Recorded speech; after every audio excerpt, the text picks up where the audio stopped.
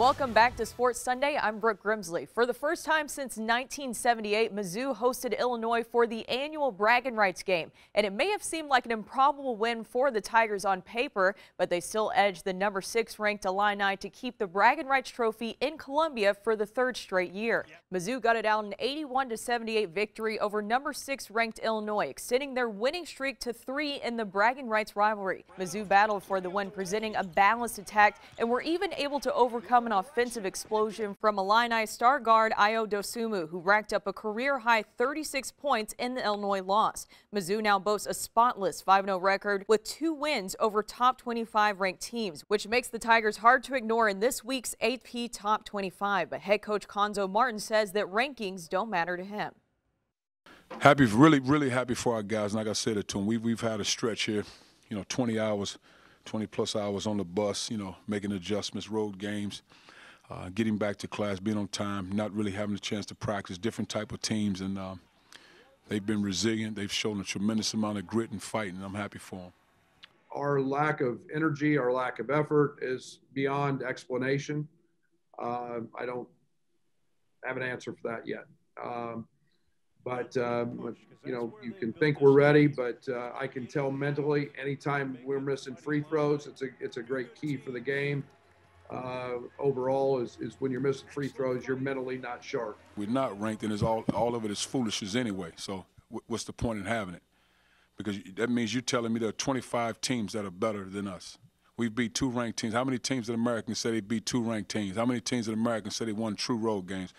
It's all phony to me at the end of the day. I don't know why you rank teams anyway until after maybe December.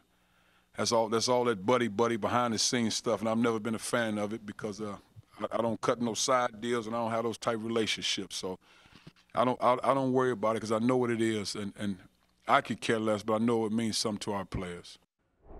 While Mizzou basketball pulled off the upset, Mizzou football struggled in their final home game of the season, falling to number 9 ranked Georgia.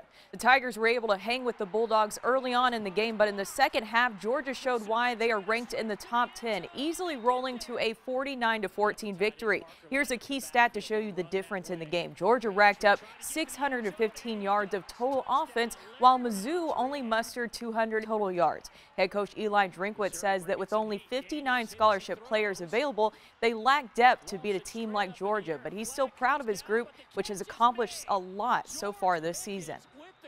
Our team will respond. They've responded every game. We responded when we were down, had lost the first 2.